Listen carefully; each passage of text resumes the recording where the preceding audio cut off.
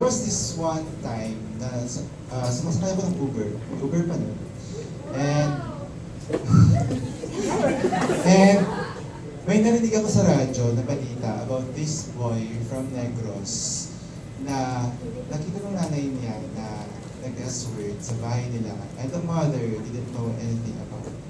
O parang anong reason kung bakit kagaling yung bata. Not until pumunta siya ng presinto after that incident para i-process yung death certificate ng anak niya. Kasi requirement siya sa embalming. Sa kanya pala nalaman na nung morning pala na yun, nandun yung anak niya sa presinto, dinala ng teacher niya. All because the entire school accused him of stealing an iPad. Na kahit nung nawala na yung bata, never na nag-resurface yung iPad na yun. Although some people insist that na sa kanya talaga. But for me, that's is like beside the point. Kasi nabother ako kasi why would a teacher bring, di ba, a student sa presinto, walang presence of PSWD, wala yung parents, tapos siya lang at yung bata. Kasagsagan yun ng social media, 2016, alam ko lang yung dagal ng time na yun. So, grabe yung influence ng social media. And for me, although hindi ako nag-iisip na gumawa ng pelikula during that time, hindi ako na palagay sa narinig ko kasi parang it made me reflect kung anong influence ng social media sa buhay ng tao noon hanggang ngayon din naman. So grabe yung effect niya sa akin that I wrote the script from Christmas of 2017 to New Year of 2018. Ganda, isang pasada lang siya na isang draft na, and that's it. So, doon ko na-realize na may mga kwento talaga na hindi ikaw yung kailangan mag-isip. Ikaw yung pinipili ng kwento para gawin mo siya na pelikula. At yun sana yung gusto kong ma-experience niyo eventually. Na hindi nyo kailangan maghanap ng kwento, kundi kayo yung hahanapin ng kwento para magkwento. Kasi napakaraming kwento dito sa Mindanao na kailangan maikwento. Naghahanap lang siya ng isang na magkikwento sa kanila. And so, from there, ayun, naging mahirap, hindi naging madali yung paggawa ng pelikula ngayon. Kasi unang-una I had a job na maayos yung sweldo. Pag nag-hindi ka sa Pilipinas, alam sigurado talaga, maghihirap ka dun. Kasi pagdadaan mo talaga yung lusa. And I resigned from work all for that film. Para lang magawa yung pelikula. Although, kasi merong mga like producers na nag-aalok ng funding, they really wanted na sikat na artista yung gaganap. Eh, I promised na if ever na gagawa ko ng pelikula, parang gusto ko umuwi sa amin at kunin yung mga tao sa taon namin na maging artista in our own local language. So, ginawa ko siya kahit sobrang baba na ng budget namin. Nung time na yon, although this will sound parang mataas but yung budget na ng film namin is 2.5 million. Malaki yun pag pakinggan mo, pero sa paggawa ng pelikula, it's very small. Ako nung time na ng batch namin sa Sinimalaya, ako na yung pinakamay babang budget. Si Sian Lim nun parang 9 million ata yung ginastos. So, kabatch ko si Sian. So yun. So parang I went home, I made that film, and ayun, luckily, parang maayos naman siyang tinanggap ng mga tao sa Sinimalaya. During that time, nasa CCP pa siya ginaganap. If you're familiar with CCP, like, yung premiere ng mga films doon, nasa main theater, like 4,000 seating capacity. Napuno namin yung lahat. All for a film na galing sa Antique. At yung mga artista doon ay mga kasama lang ng nanay ko sa pag-jog. Kasi like, pinilit ko lang siya. Sila, ganyan. And after that, after namin manalo ng Best Film sa Sinimalaya, nag-decide yung CCP na mag-set up ng isang screening sa town plaza namin sa small town namin sa Pandan Antique. Kasi nalaman nila na yung sinihan doon ay 6 hours away pa, Iloilo pa. So nag-set up sila ng LED wall doon, and sa buong araw nagpalabas sila ng pelikula. And then 6,000 people at my like kababayan came. So that made me realize na people pala are hungry for films. At hindi lang siya nakakulong sa mga sinihan na nasa loob ng mall. Kung pagkakaroon ng pagkakataon yung mga tao na makapanood ng isang pelikula, kahit hindi sikat yung mga artista, papanoorin nila. Dahil alam nila ang kwento nila yun. So, yun. So, yun talaga yung nag-ano sa akin, tumatak sa akin na parang, okay, parang ang laki ng power, ang tindi ng power ng cinema to unite people. All not just because they want to be entertained, but because they want to be represented. Most especially people from the regions. So, yun yung una. Pangalawa, it made me answer the question, kanino ba tayo gumagawa ng pelikula? Kasi most of the time, if you're doing indie films in the Philippines, nagpapakahirap ka because you want to submit or be selected in international film festivals. If you're familiar with Cannes, Berlin, Venice, yun yung mga top tier na mga film fest abroad, na of course, every filmmaker naman would want to be there, kahit ako. But, yung tanong kasi doon, kanino nga ba tayo gumagawa? Para kanino ba yung mga pelikulang ginagawa natin? Yun, para talaga dapat sa mga Pilipino, na kahit gustuhin mo gumawa ng, sumali sa mga festivals abroad, marami or malaking porsyento, populasyon ng mga tao sa Pilipinas ang naghihintay ng pelikula mo dito sa Pilipinas. So, yun. So, dalawang realizations na yun, yung naisip ko dun sa paggawa namin ng John Denver Trendy. At nag-motivate yun sa akin. Although, ang tagal ko hindi ko pa nasusundan hanggang ngayon yung second film ko, but that motivated me to produce films for other people, other starting filmmakers, most especially filmmakers from the regions. So, yun. And because of that urge to do films, by supporting other filmmakers from the regions and by telling stories from the regions, dito naman namin nabuo yung pelikulang Tumandok. So,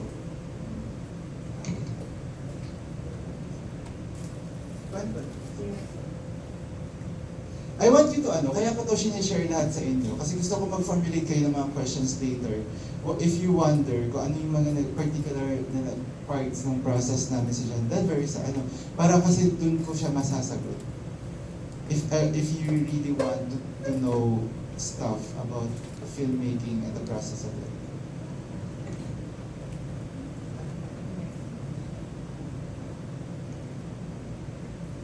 So, this is the film Tumandok, and I want you to watch this video na ginawa namin featuring our actors sa Tumandok. Hindi siya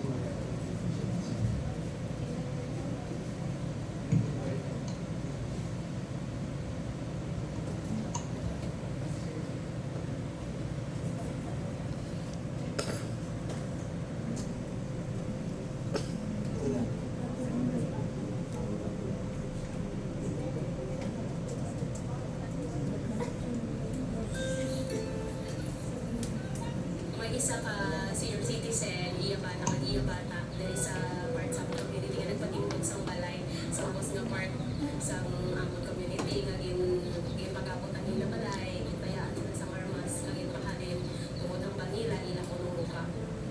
Since bata pa ako, permi lang kami dali ginaagawan, o permi kami dali ginapag-isong-isong, kaya ginaagawan kami sa among ginauma. E siya nigumahin ma'am,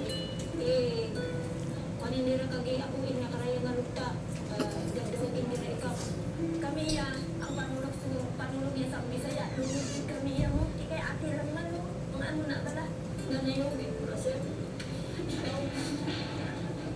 may darang na pagmuli pinanadaan naman sa mga funding na sa diin magamit sa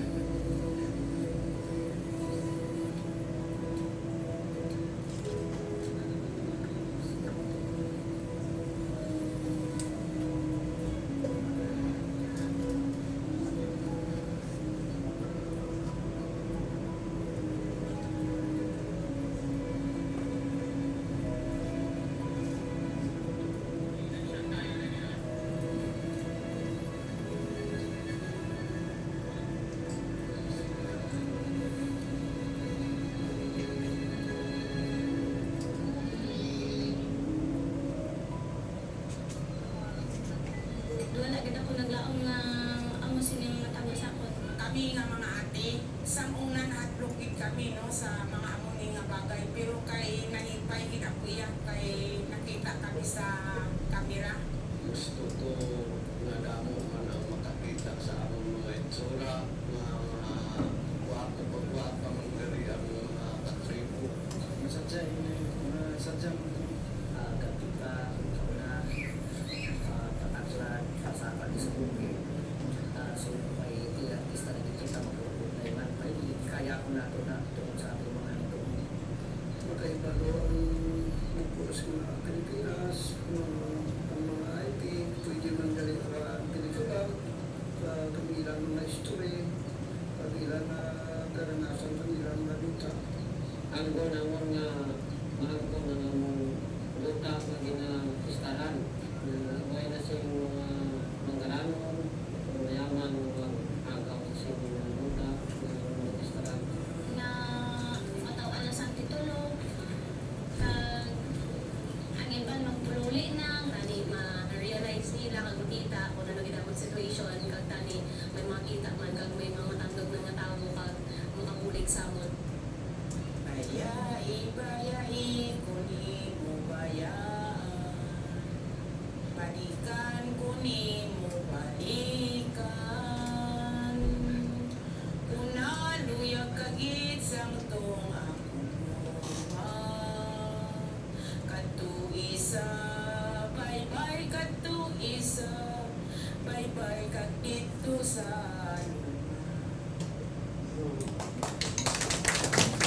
So yun, kung naging personal for me, yung naging realizations ko, yung mga tinuro sa akin ng first film ko, this film naman, made me realize na yung pelikula ay hindi lang para magkwento ng kwento, kundi pwede rin magbago ng buhay ng mga tao. Sobrang malaki talaga yung ginawa ng film ito, not just for me, but for other filmmakers involved din sa pelikulang yan. Kasi during the pandemic, yung magkasintahan, yung mga director, si Richard tsaka si Kat, magjowa sila, kasal na sila ngayon, buti na sila. Iwan. So yun, lumapit sila sa akin because they really wanted to do a film about this small anti-community. Indigenous people sila sa Western Visayas. Nakatira sila sa isang bundok ng isang town doon, Barotac Viejo yung pangalan.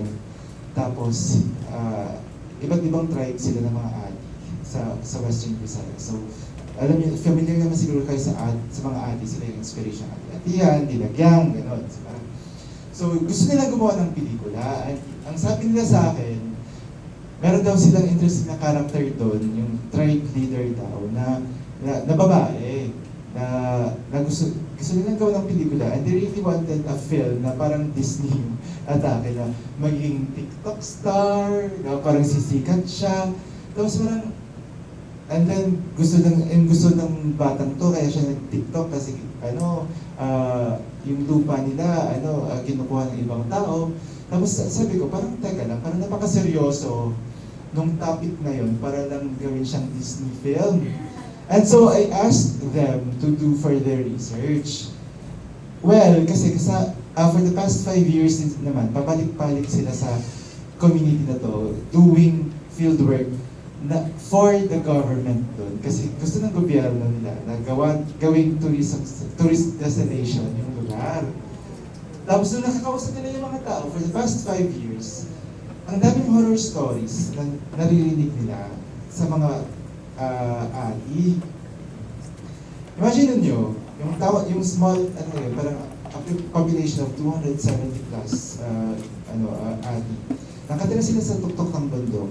Yung entrance nila from the mainland, from the town, pocket ng bundok, ay pagmamay-ari ng isang councilor na at 6 p.m. sinasara yun, hindi sila makakapasok doon. Kung gusto nilang pumasok, lipat sila ng kabilang bundok na mas matagal at mas mahirap yung akyat. And then pinagawan ng Stations of the Cross, yung from baba, hanggang doon sa dulo, sa gano'n. At ginawang, yun yung parang landmark na sa kanya yung pagmamayari, yung lupa na yun. And then there's this spot dun sa community na yun, na isang hill tinapyas siya, like flinatan siya, kasi binabaan ng helicopter ni Cynthia Villar. Kasi gusto na nila gawing tourist destination. Tapos, meron pa isang grupo ng mga nagtitimber, yung mga nag-aalala ng wood, na pinapaalis din sila. And then meron pa yung mga nagmamining naman. So parang tatlo yung kalaban nila, tapos sila walang kalaban. So, and then kinukuha yung lupa nila ng tatlong forces na to. So parang sabi ko, parang napakaseryoso for us to do like a chami-chami film. And so, we did this film. Ginawa namin siya, at there were no other people who could do that film but the artists themselves. Ang problema, siyempre namimili na kami ng mga artista, ganyan. Ang problema doon, nung mag-shoot na kami, saka namin nalaman na some of them hindi marunong magbasa. Hindi sila marunong magbasa at hindi sila marunong magbilang. So, ang ginawa nila, like, nag-memorize sila ng mga linya ng pagkahaba. Pag nalodya yung tumantong, sinulat ng linya doon. Minimorya nila by just listening to other people speak their lines. So, ganun sila kagigil na magawa yung pelikulang ito. Kasi, nung nag-workshop din kami, hindi nga siya acting workshop, mas familiarization siya sa mga gamit, ganyan. Inanong namin sila, bakit gusto nyo sumali? And then, isa doon yung tumatak sa akin, na sagot ng isa naming artista, na nung time na tinutukan ng baril ng nanay niya at naihi sa palda niya, wala siya doon. Kaya dito lang siya makakabawi. Aarte siya kahit sobrang hinihiya siya. So, ganun katindi yung pangangailangan ng community nito para mapo yung pelikulang to. Kasi ang goal nila ay makaipon ng money, kahit hindi nila kailangan mag-ipon na kasi trabaho siya ng gobyerno. Nag-iipon sila ng money para iproseso yung titulo ng lupa nila. Kasi hindi pa proseso kasi kulang ng money yung NCIP pambayad sa mga magsusukat na engineers, ganyan. Eh magkano yung kailangan ng ilabas na money? 1 million pesos. So ganun siya katindi. At grabe yung kapit nila sa pelikulang to para lang to mangyari. And during the shoot, doon ko naman nakita na parang hindi lang hindi lang lupa yung problema ng mga to. Kasi hindi sila marunong magbasa nga, sabi ko, hindi rin sila marunong magbilang. Level ng, before the shoot, kailangan namin tubusin yung dalawa naming artista kasi hindi sila pinapalabas ng may-ari ng plantation ng pakwan, kaya tatrabahuhan nila. Kasi may utang daw sila sa tindahan doon na 10,000 pesos. Ay, 8,000 pesos. Yung sweldo nila, 10,000. Dalawa na sila, kambal kasi yun. Tapos for 2 weeks lang yun, na yung binibili lang nila sa tindahan na yun ay coke lang, tsaka sigarilyo. So, ganun din. So, tinubos namin sila. And then, in the middle of the shoot, may bigla namang dumadating na pinag-utangan nila ng cellphone, yung may interest. Yung cellphone ay 3,000 pesos lang yung presyo niya. Pero yung interest ay 1,000 pesos a month. So, ganun katindi yung pinagdadaan nila.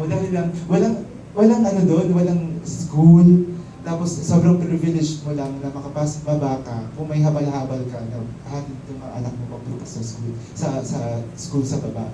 And to think, yung school lang ay 45 minutes away, mahirap lang yung daan. And then, during the shoot din, meron kaming like di ba nagsushoot, tapos parang sasampulan naman yung artista namin doon. Pero pagkainan, lahat ng mga nanonood, nakikipila rin. Tapos din namin na-realize na parang marami sa kanila, first time kumain ng 3 beses isang araw during the shoot. Kaya ko naiintindihan yung mga social workers, cultural workers na umakit ng tundog at din namamalagi doon.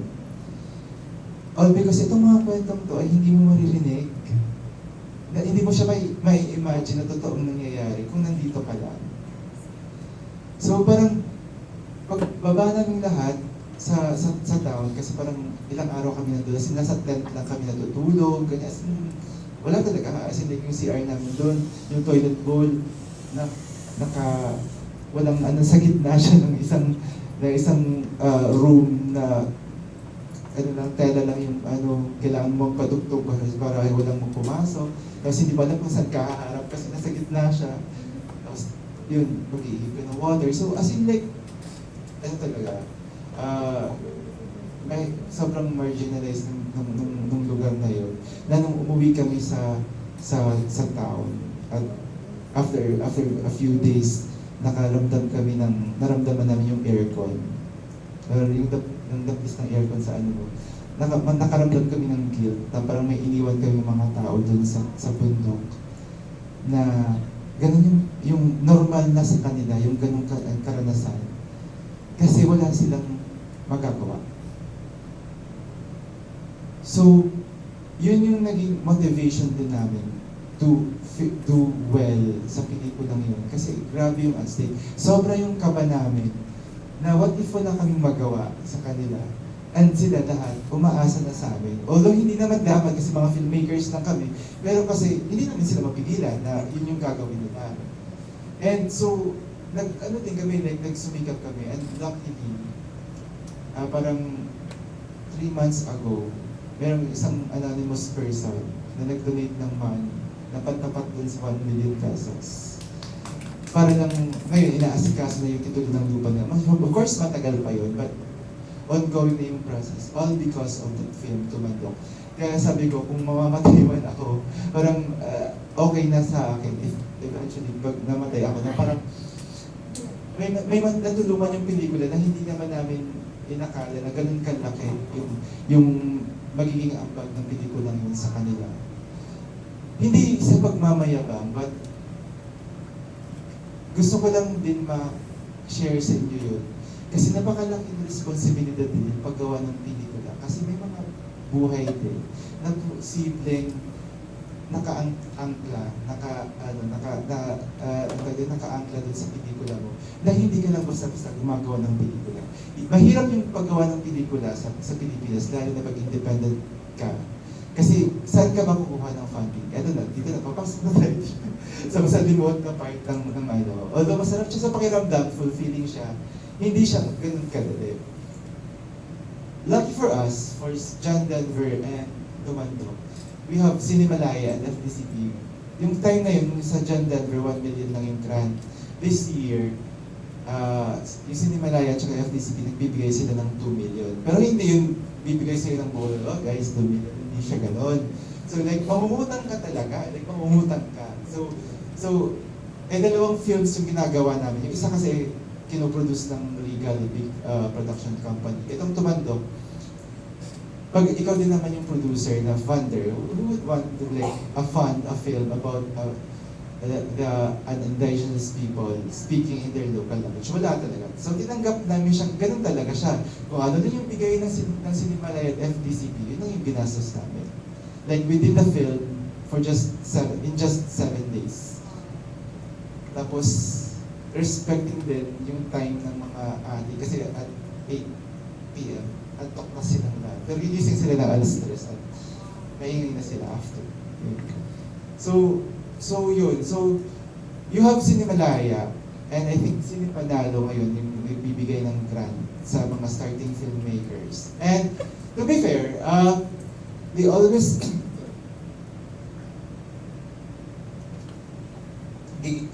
give parang spots sa mga regional filmmakers.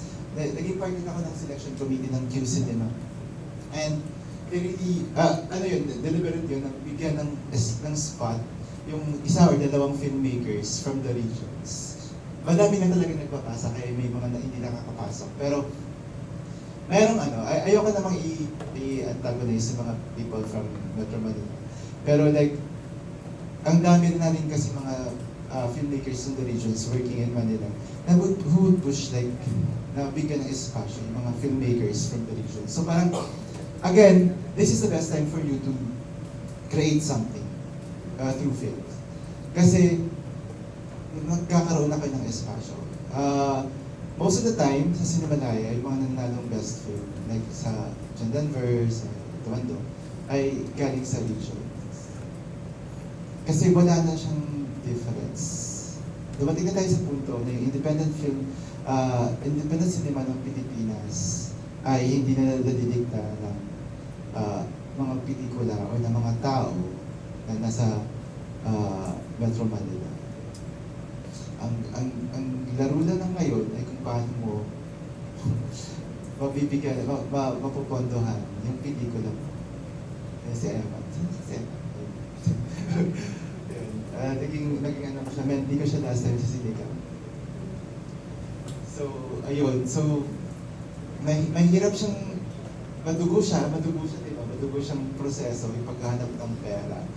Ito naman yung part na kailangan talaga nating bunuin. Sino ba dito gustong gumawa ng pelikula?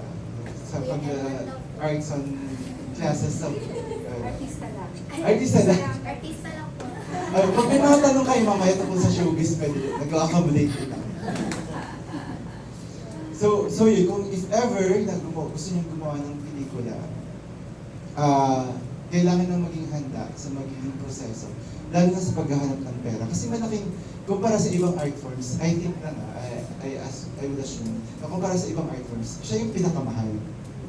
Dahil nga, hindi lang ikaw yung gumagawa ng pelikula. This is like a solitary job. Ano siya, communal siya, like isang community yung bubuuin mo pag gumawa ka ng pelikula, which for me is an experience. Kasi gumagawa ka rin ng komunidad mo as a filmmaker while doing that film. And while at the same time, helping or pushing the causes of the community na tinutulungan niya sa paggawa ng inyong pelikula. So yun. Meron ba kayong mga like questions about filmmaking and like the journey of us doing films? Kasi ayoko kasi since mga arts students kayo kasi ayoko maging technical sa proseso ng paghahanap ng funding. So siguro mas tanong siya kung ano lang yung kung ano gusto niyong itanong if you really want to do films. Kay Moreno po. Sige. Naulaw ang sakina. Pero na po siya inas. Ano lang po, ang question po na ito is, nanggaling po siya sa film pitch activity namin before. And yung film po kasi namin is, indigenous people rin yung mga characters. And specifically po doon sa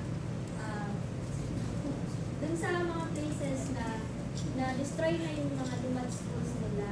And we were wondering din po, sino yung lalapitan namin kapag gusto namin na safe yung crew and yung mga tao doon. Kasi nga, when you're trying to create a film na parang ini-expose niya yung ginagawa ng gobyerno, there are risks. So, sino po yung lalapitan namin? Yung gobyerno ba na gumagawa ng pang-o-oppress sa mga tao nila o yung indigenous people lang? Okay. So, sobrang ganda ng tanong na yun kasi na-experience namin yan while doing Tumandok. After nilang ginawa yung Tumandok. Kasi unang-una, sagutin ko yung unang question na sinong lalapitan, kailangan yung makipag-coordinate sa NCIP parate. Kahit mahirap silang kausap, sinasabi ko na. Kasi wala silang budget. Sa case namin sa Iloilo, palipat-lipat sila ng opisina, hindi sila magasagot sa email, pupunta ka sa office nila, ay hindi na pala sila doon nagtatrabaho, magulo silang kausap. Pero kailangan nyo sila kasi otherwise mababan kayo as filmmakers, or kung bawal na kayong pumunta doon. Pangalawa, ang hirap sagutin ng second question mo kasi hindi ko rin alam yung sagot. Kasi nung ginagawa namin yung Tumandok, akala ng mga taga-LGU doon, tourism, like, ma-feature yung town nila, ganyan. So parang, support sila. Kasi like, tumutulong sila sa transport ng mga gamit namin paakyat, ganyan. Kasi it will promote, like, akala nila gano'n. And to be fair naman sa, parang, sa mayor, parang gets niya naman yung issue. Pero like, akala ng iba ng councilors, parang pang-tourism siya. Nung pinanood nila yung pelikula, nagulat sila. Kasi parang, ang sila yung ginawang masama. Eh, pero yung ano namin, wala naman kami pinangalanan doon. And pangalawa, parang bakit kayo magigit kung wala kayo ginawa? So, hindi nga namin sinabi na sa taon nila na yun yung so kaya namin siya ginawang docu-fiction kasi naging safety net namin yung fiction part to claim na they're real people with real ano, pero who are you to say na yung kwentong yun ay nangyari lang sa town, sa specific community na yun. So turo sa amin to ng teacher na ng mentor namin si Armando Lau, na if you want to safeguard yourself sa magiging issue eventually, huwag kang mag-focus lang sa isang IB community, in this case IB community, in doing a film. Like, yes, you will do a film about them, but kailangan kang mag-research ng mga similar stories from other IB communities. So like 2 to 3 more na pag kwento mo na siya, nabuo mo siya, hindi na maaangkin ng specific na ano na yun, ng kung sino man, yung kwentong yun, at iaakasahan kayo na, sinisiraan niyo siya. Kasi posibleng kwento na nato ng marami, hindi lang ng isang tao. So, dadami na yung kalaban nyo, pero walang magsasabi na, oy, yung yan ay ano, kasi may pwede kayong depensa na, ito, yung part na to ay hindi siya.